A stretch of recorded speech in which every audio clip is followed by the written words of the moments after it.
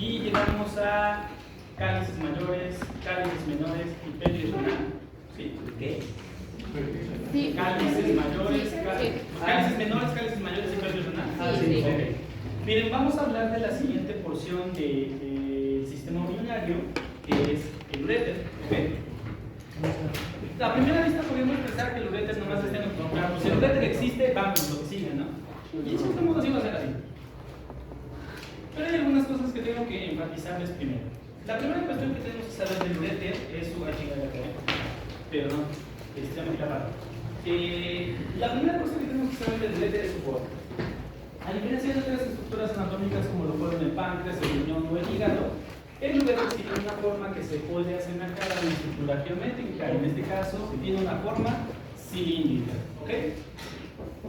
Aproximadamente tiene una extensión de unos 30 centímetros, sin embargo puede ser variable dependiendo de la estatura, dependiendo de la talla del ¿sale? También comparado con el tubo digestivo, este posee un loop muchísimo más pequeño. Se calcula que va de los 6 a 8 milímetros.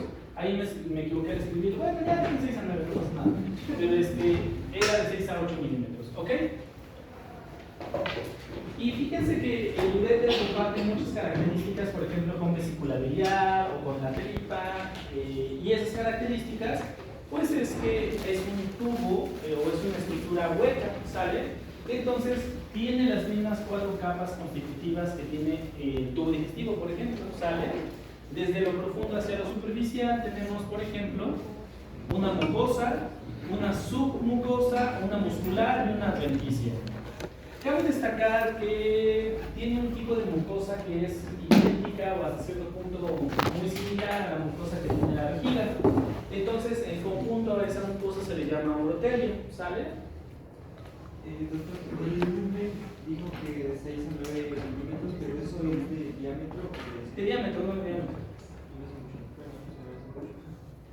De 6 a 9 milímetros. Ahorita vamos a checar todo, ¿sale? Ya se va a acabar. Está diciendo que la mucosa tiene la característica de tener un epitelio que es muy similar al de la vejiga, entonces colectivamente se les llama urotelio, ¿ok? Y la submucosa es casi atrófica en esto. O sea, de hecho hay muchos autores que suelen afirmar que el uréter solo posee capa mucosa muscular y adventicia, pero probablemente bueno, nosotros sí colocaremos que tiene una capa submucosa, aunque es casi atrófica, ¿sale? Aquí más que atrófica debería poner hipotrófica, ¿no? Bueno, la capa muscular. La capa muscular es ligeramente diferente de las capas del tubo digestivo, porque posee 2 capas longitudinales. Por ahorita no nos vamos a meter con que si tiene 2 capas longitudinales, externa e interna, y además tiene la capa circular. Simplemente vamos a nombrar que tiene la capacidad de realizar movimientos peristálticos. Cuando nosotros veíamos tubo digestivo, asumimos implícitamente que el contenido viaja a través del tubo digestivo, no porque simplemente sea empujado por el resto de la comida que va pasando, sino porque el tubo digestivo realiza contracciones. Estas contracciones tienen la característica de que si se realizan en un sitio específico del tubo digestivo, no se dilatan de manera inmediata, sino que se produce la contracción, se contrae la siguiente porción del tubo digestivo, y ya que se contrae la siguiente porción del tubo digestivo, la primera porción se puede dilatar. Esto genera un flujo unidireccional. Bueno, eso pasa en el tubo digestivo, y en el uréter también pasa. Y puede surgir la pregunta, bueno, ¿por qué si en este caso hablamos de un conducto tubular o cilíndrico, que de hecho está en dirección inferior, ¿por qué necesitaríamos que tenga peristalsis? La primera respuesta es porque el líquido también necesita impulso, ¿ok? Y la segunda es porque a veces no solo está pasando el líquido a través del uréter, ¿ok? Bueno, vamos a regresar a la imagen, o vamos a ir a la imagen, y entonces aquí vamos a dividir en segmentos porque si no no alcanzamos a visualizar todo. Aquí podemos observar riñón izquierdo y riñón derecho. Podemos observar translúcido el duodeno para alcanzar a notar parte de la pelvis renal y el comienzo del uréter, ¿sale? Y lo mismo ocurre del otro lado, ¿sale? Podemos alcanzar aquí sí a observar directamente la pelvis renal y el comienzo del uréter, ¿sale? Sí. Entonces, ¿qué cosas tenemos que aprender del uréter? Bueno, primero que tenemos que aprender sus porciones. ¿Qué porciones tiene el uréter? El uréter ya es un órgano, de hecho creo que es el primero que estaríamos viendo, que es abdominopélvico. Esto quiere decir que tiene una porción en el abdomen y otra porción en la pelvis, ¿sale?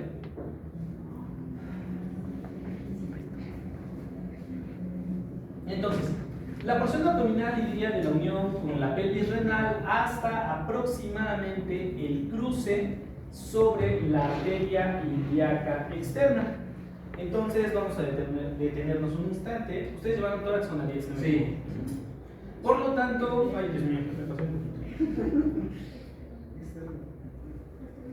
¿Cómo se llama este vaso? La aorta. Perfecto. ¿Y este? La ilíaca común. Ilíaca común derecha y Ilíaca común izquierda. este. Ilíaca externa. Ilíaca externa y este. Ilíaca interna. Perfecto. Entonces, ¿qué notamos del uréter? El uréter es esta estructura, ¿sale? Lo venimos viendo desde aquí arriba y aquí venimos. Bueno, en cuanto a su localización, se encuentra en el retroperitoneo cuando está en su parte abdominal, pero del retroperitoneo rebasa a la ilíaca externa y pasa a entrar a la cavidad pélvica, ¿sale? Entonces, en el momento en el que pasa a la cavidad pélvica, bueno, cambia su denominación a porción pélvica del uréter. Y quiero que se note esta estrecha relación que tiene, o sea, casi van paralelos en un determinado momento, la ilíaca interna y el uréter. ¿Okay? Esos arterios me dieron pesadillas finales terminales. Ah, les dio Aguilar. Ah, ya. Con razón. Bueno. Que le dieron pesadillas las arterias ilíacas internas y externas. Bueno, les decía, las porciones del uréter son porción abdominal. Esta porción abdominal casi en toda su extensión es de tipo retroperitoneal, ¿sale? Solo en un breve momento se convierte en ilíaca, pero es una porción muy pequeña. Tenemos otra porción conocida como porción pélvica. Y por último tenemos una porción conocida como intravesical. Esta porción intravesical implica que el uréter penetra en la vejiga, pero que no desaparece de forma inmediata, es decir, aún en el interior de la vejiga podemos distinguir qué porciones pertenecen al uréter y qué porciones pertenecen a la vejiga, ¿sale? Sí, más adelante lo comentaremos con un poco más de detalle. Bueno, otra cosa particularmente importante con el uréter es los estrechamientos.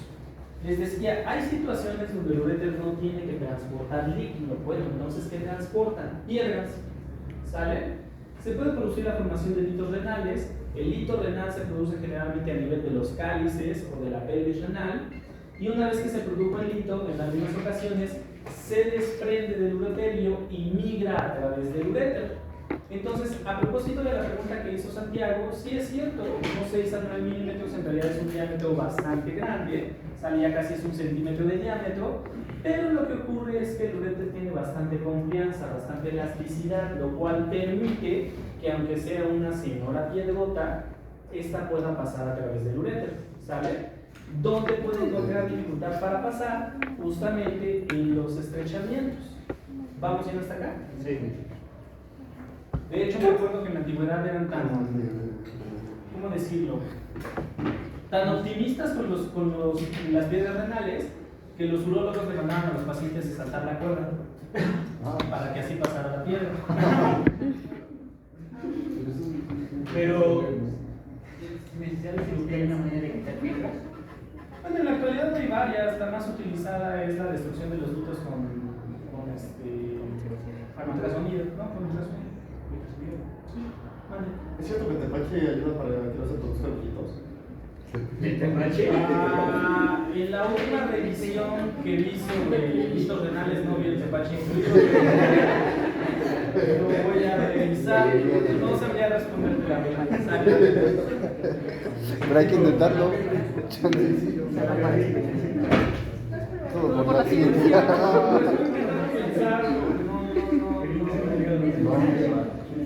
O sea, a lo mejor no es tepache, pero lo que he escuchado particularmente, que tampoco es como que lo haya leído en un artículo, es que el jugo de piña y el jugo de papa son la formación de hitos, pero no estoy muy seguro. ¿Cuál es el efecto de brincar la glucosa? Es un efecto mecánico que primero hace que se desprenda el hito del uroterio y segundo hace que vaya migrando paulatinamente. Literalmente está saltando para hacer que baje. Como si agarramos, si estuviera atorado algo aquí y lo empezamos a agitar para que se desprendiera y caiga, pues es la misma lógica que seguía antiguamente que mandaran los urólogos. Ya no lo mandan en la actualidad, creo. Pero en realidad sí funciona. No. Es que no es posible, ¿no? Sí, pero bueno. Pero tenía contraindicaciones. ¿Cómo? ¿Sale? Es como. ¿10 piedras o...? Han oído que las parteras acomodan a los bebés, ¿no? Bueno, o sea, no es que no se pueda, es que formar a una persona para sobarle la panza a alguien y que de esa manera se consiga que nazca un bebé con un parto y se evite una cesárea, es demasiado, se requiere demasiado recurso para que una persona desarrolle esas habilidades. O sea, no es que no se pueda, sino que va a invertir demasiado y al final de todas maneras tienen muchas potenciales complicaciones. Nos pasa algo muy similar acá. Bueno, los estrechamientos, vamos con los estrechamientos, espérenme, antes de que me divague más. Miren, aquí podemos observar que en el momento de inicio, bueno, no se observa la verdad en la imagen, pero aquí tenemos una estructura tubular y en esta parte, digo, hecha en mi imaginación, pero se estrecha inicialmente y después ya se produce la dilatación, ¿sale? Entonces, este estrechamiento, como está en la unión de la pelvis con el uréter, se llama estrechamiento pielo-ureteral. Este es el primero de los estrechamientos y también es conocido como estrechamiento superior. Por si no notaron la palabra pielo-ureteral, aquí está, sale pielo-ureteral, ¿ok? El segundo de los estrechamientos se produce cuando el uréter deja de ser abdominal y se convierte en pélvico, rebasando la arteria ilíaca externa, ¿sale? Entonces, aquí tenemos, ay, Dios mío, acá está la ilíaca común izquierda, la ilíaca externa izquierda, y aquí podemos ver cómo el uréter los rebasó. Bueno, justo en el instante en el que el uréter los rebasa, también se produce un pequeño estrechamiento. Fíjense que tanto el estrechamiento superior como el estrechamiento medio, que es este que les acabo de mencionar,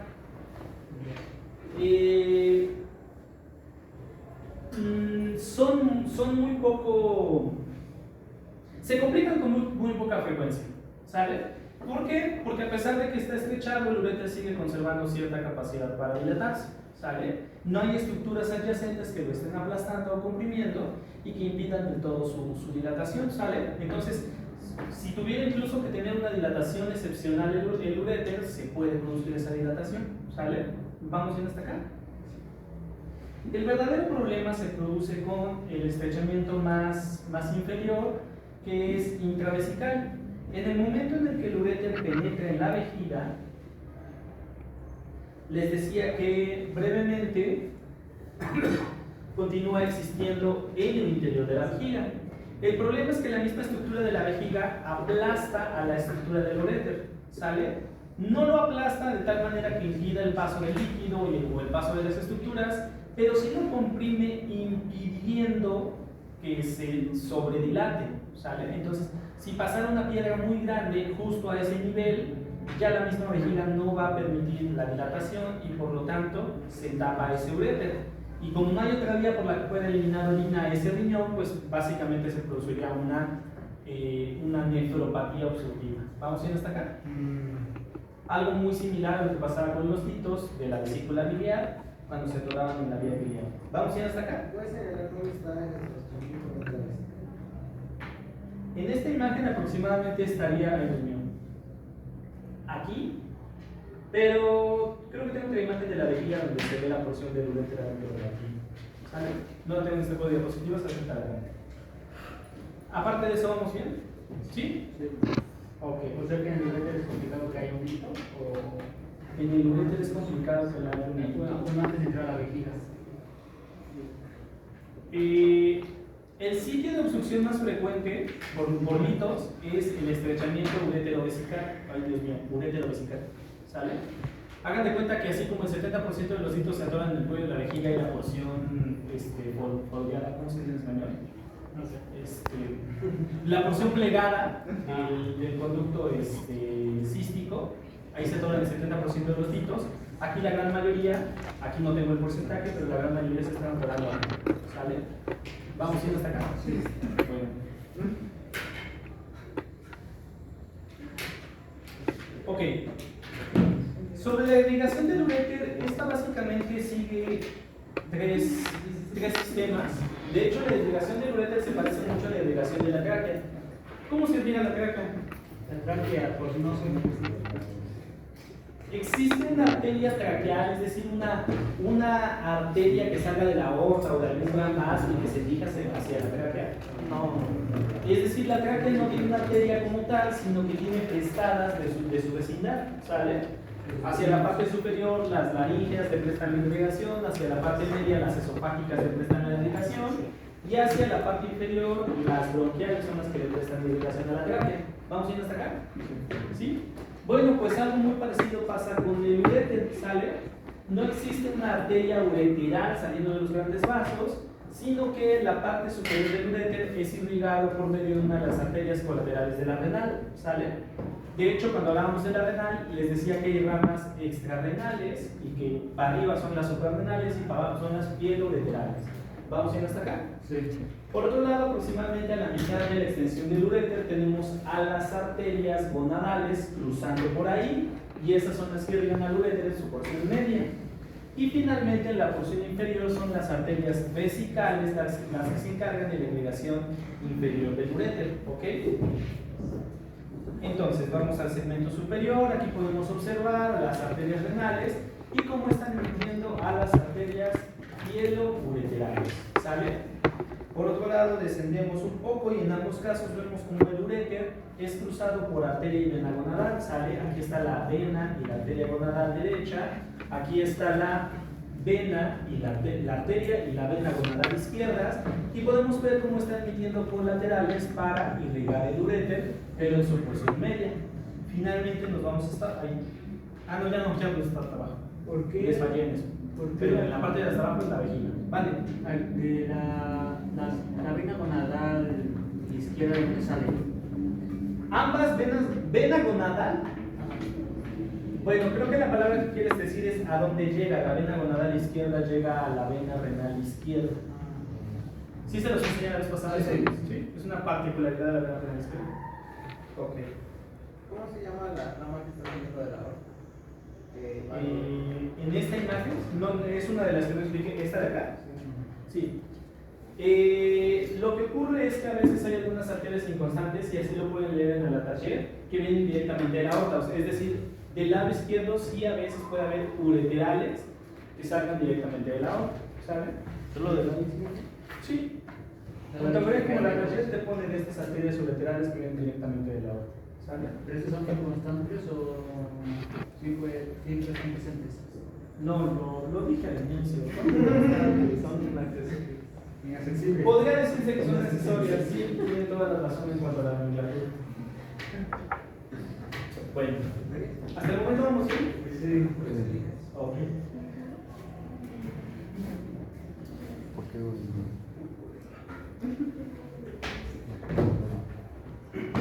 Estas las arterias vesicales. Aquí no se ven, de hecho no me di cuenta por el primer que quedan mucho. A ver, déjenme intentar hacer algo. Tranquilo, Eric, no me pegues. Ya suéltalo.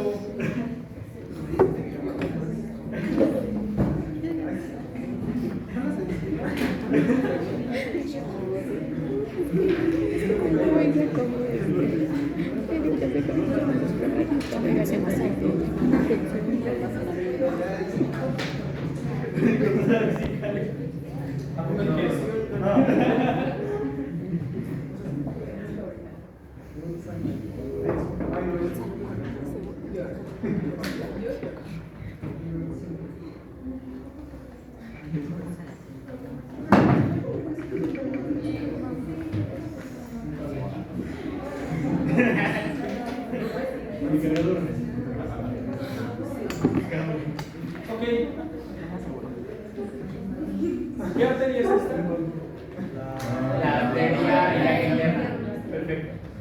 pueden ver cómo emite una arteria rectal y aquí pueden ver cómo emite una arteria vesical, ¿sale? Incluso aquí viene el nombre, creo. Ajá. ¿Sale? Arteria vesical inferior. Aquí la pueden ver, ¿sale? Vamos yendo hasta acá. Y esto que está acá es el uréter. Entonces se puede ver cómo la arteria vesical inferior está irrigando en parte al uréter. Aquí no se ve el arquito anastomótico cómo se asciende, pero ascienden las arterias a través del uréter, ¿sale? Aquí está el otro lado se ve. ¿Y la vesical superior dónde está? La vesical superior. No. ¿O no es la inferior? No sé, es superior porque la renal es superior, la renal es superior. No, la vesical superior es nada más que no tiene nombre. Y también sale de la idea recta. Son estas. Además, arterias que irrigan al uréter. No, las que llegan al uréter son las vesicales inferiores, que son las que llegan casi al cuerpo de esto. Las superiores no.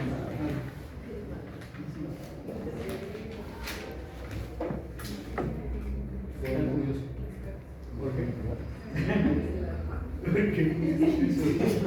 ¿Qué recuerdos? ¿Te acuerdas cuando estudié? Es que. ¿Qué recuerdos? Es que no sabes qué ¿Eso se llama noticia? No sé, güey, me sacó.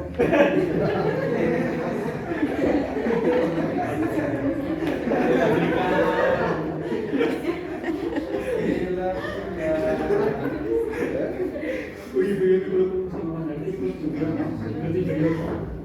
¿Sí o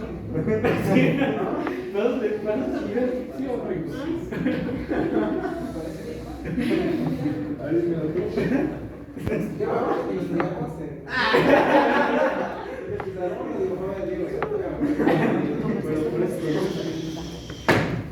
Miren,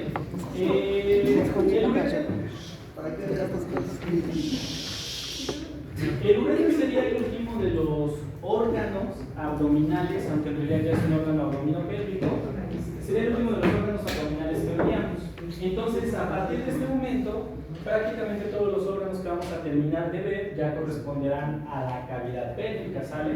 Incluido recto, canal anal, sistema reproductor masculino, sistema reproductor femenino y la última parte que falta de sistema urinario. Bueno. Pero también si recuerdan la delimitación del espacio que es la cavidad abdominal o abdominopélvica, hay un límite que no habíamos mencionado. Me explico. Hablamos de la pared anterior del abdomen, las paredes laterales, las paredes posteriores del abdomen. Sí. Y ustedes desde tórax se habían conocido el techo del abdomen, que es el diafragma, ¿sale? Pero no hemos hablado del piso, ¿sale? El límite inferior de la cavidad abdominopélvica. Muy bien. Entonces, lo primero que tenemos que hacer es aclarar dos conceptos, que son el concepto de diafragma pélvico, que a lo mejor ya lo empezamos a hablar con Edgar, ¿no? ¿No? Diafragma pélvico, ¿no? Ok, correcto. Entonces, el primer... ¿Qué? Ok. Bueno, el primer concepto es diafragma pélvico y el segundo concepto es perineo. Miren, versión resumida, el diafragma pélvico es el conjunto de estructuras principalmente musculares y de tejido conectivo que forman el piso pélvico. Es decir, aquí están descansando encima la vagina, el recto y la vejiga, ¿sale? Fundamentalmente.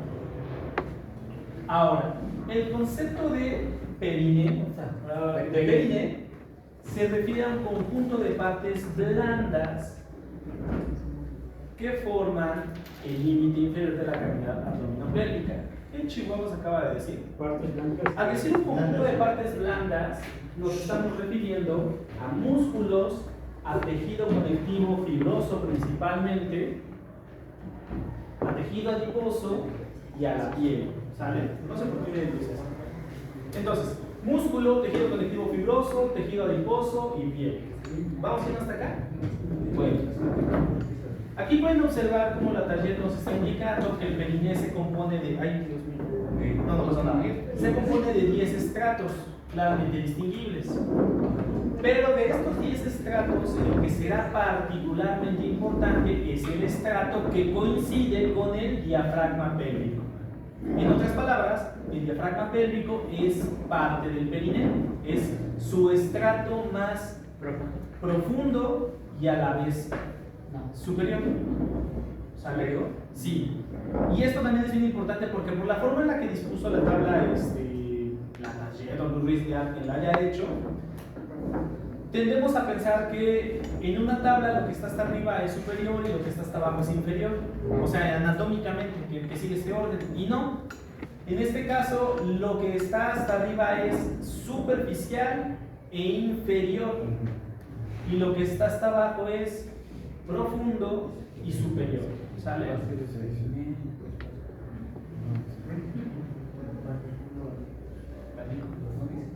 Sí, por ejemplo, la piel está hacia abajo y está Bueno, panículo es el nombre que se le da a la capa de grasa.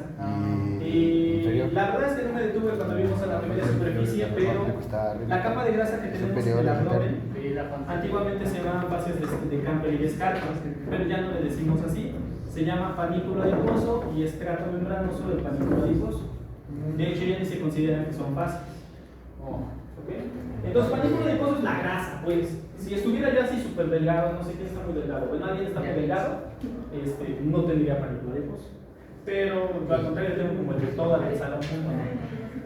Bueno,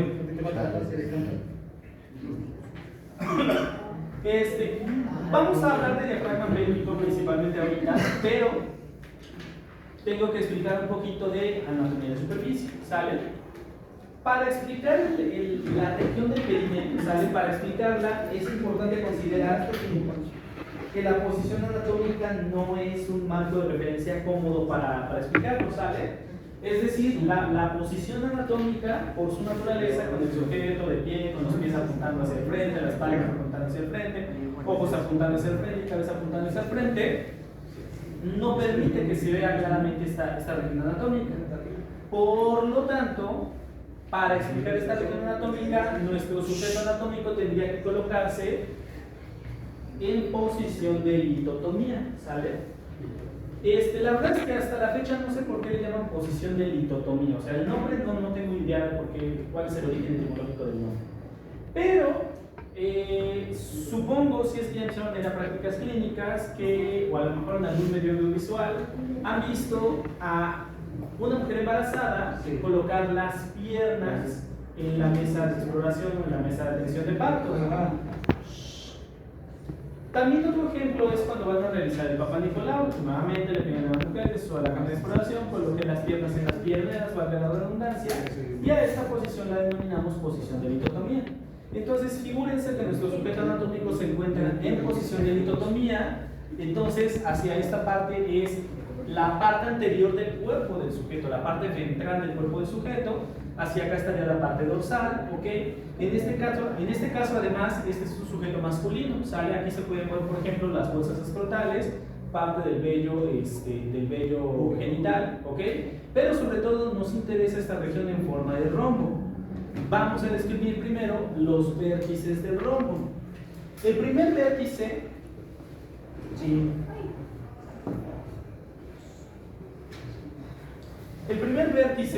ay Dios mío, corresponde con la parte inferior del disco interpúbico, ¿sale?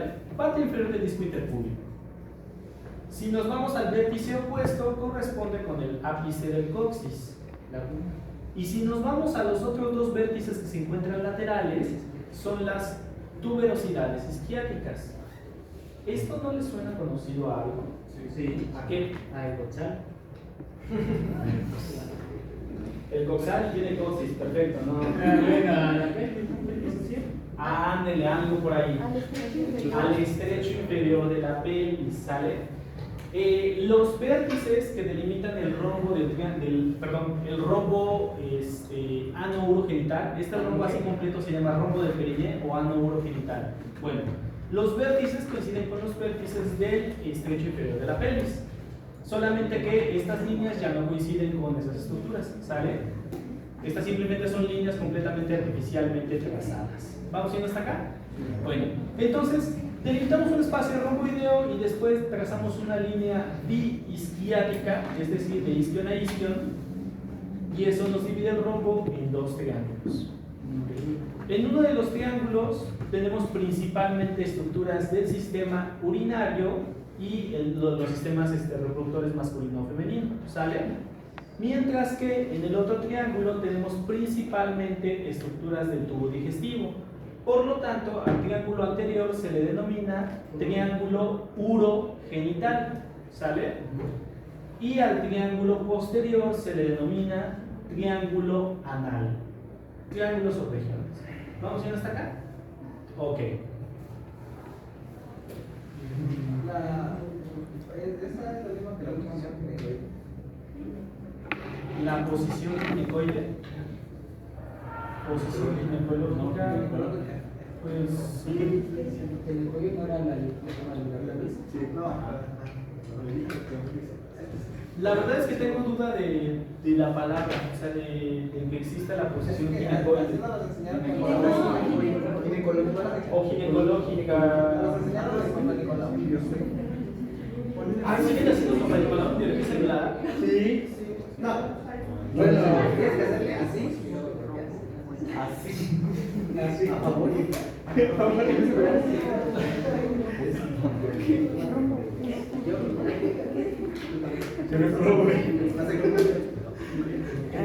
no?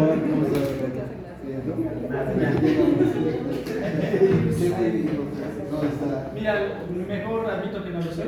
Lo voy a tratar de buscar para la siguiente clase. ¿Qué? Sí, pero es que hay cosas que como alumno de repente dices, ok, estoy aprendiendo, bla, bla, bla, y ya cuando sales de la carrera dices, ¿por qué diablos hice eso en ese momento? O sea, está mal para el paciente, está mal para... Bueno, no sé con ustedes, pero con nosotros el doctor solo estaba criticándonos, en ningún momento estuvo ahí para el paciente, por lo tanto éramos un montón de muchachos inexpertos atendiendo a una paciente. Segundo, estás consiguiendo pacientes que van forzadas a tomar su... Lo tercero, el manejo de la muestra que ellos hacen. Bueno, hacían, no sé ahorita. A lo mejor ahorita sí miran muy bien. Ya, dice que son los profesores, instructores. Ya, me callo, ya. Regresamos a esto ya. No, ya. Pero lo único que sí puedo decir abiertamente es que desde mi punto de vista no tiene ninguna justificación que se haga un Papa Nicolau en primera. No tiene ningún sentido, ninguna justificación de una práctica de esa naturaleza. Pero bueno, ya, regresamos a esto.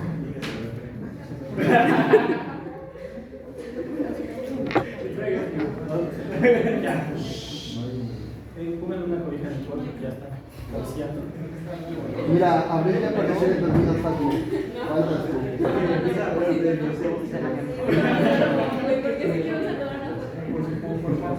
Oye, no, oye, no te hacen tu mamá. Miren. Aproximadamente aquí pueden ver una velocidad esquiática, otra velocidad esquiática y más o menos a esta altura estaríamos trazando nuestra línea isquiática. Por lo tanto, hacia adelante quedarían estructuras urogenitales y hacia atrás quedarían estructuras, perdón, sí, ahí está. Ok, entonces hacia adelante quedarían estructuras urogenitales y hacia atrás quedarían estructuras, del sistema digestivo o anales, está bien ya. Ok, ahora, ¿qué músculos forman el diafragma pélvico? Dos: elevador del ano y coxígeno. ¿Sale? Ahora, déjenme pensar en algún ejemplo. ¿Conocen el músculo vasto medial? ¿Vasto medial de qué parte de...? El músculo vasto lateral. Ya, sí. Cuéntenme, ¿dónde están esos músculos vastos? O sea, el cuádriceps está formado, o sea, el músculo cuádriceps está formado por músculo vasto, vasto medial, vasto lateral. La cuestión en la actualidad la verdad es que ya no se deberían de llamar vastos, deberían de ser vientres, medial, lateral, etc. Pero ¿a qué intento llegar?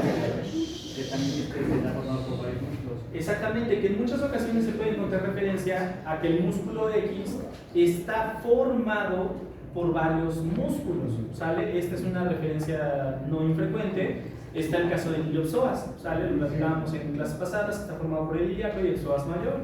Entonces, concretamente en el caso del elevador del ano, está formado por 3 músculos, cuando menos, ¿sale? O sea, hay más. Ahorita vamos a ver.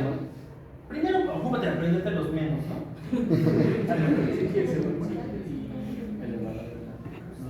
¿Dijiste alocoxigio? No. Aproximadamente de aquí pueden ver que hay unas fibras que se dirigen hacia atrás, formarían el músculo pubocoxigio, que es una parte del elevador del ano, ¿sale? Después, aproximadamente de esta zona, hay otras fibras que se siguen dirigiendo hacia la punta del coxis, formando el músculo iliocoxigio, ¿sale? Ahora, cuando menos en esta imagen de la tarjeta, sí se observan claramente distinguibles y además en otro plano, observamos fibras que nacieron en la región del pubis, que no se alcanza a ver su nacimiento porque quedan cubiertos por esta parte de la masa muscular, pero por la disposición de las fibras, más o menos vendrían en este sentido y terminan no en el coxis, sino en el recto, serían las puborectales. Por lo tanto, el músculo elevador del ano está formado por iliocoxigio, pubocoxigio y puborectal, cuando menos. ¿Sale? Puborectal. Ahora, exceptuando el puborectal, repitan los otros 2 músculos que forman el elevador del ano. Iliocoxigio y pubocoxigio. ¿Qué nos está faltando? Isquiocoxigio. Exacto, pero el isquiocoxigio, y esto es bien importante, el isquiocoxigio no forma parte del elevador del ano. El isquiocoxigio lo pueden ver representado en esta zona, ¿ok? El isquiocoxigio es mejor conocido por los compas actualmente como músculo coxigio simplemente. ¿Sale? ¿Vamos bien hasta acá? Coxigio. O sea que en un libro iliocoxigio y coxigio es el mismo. Sí, iliocoxigio y coxigio es el mismo músculo.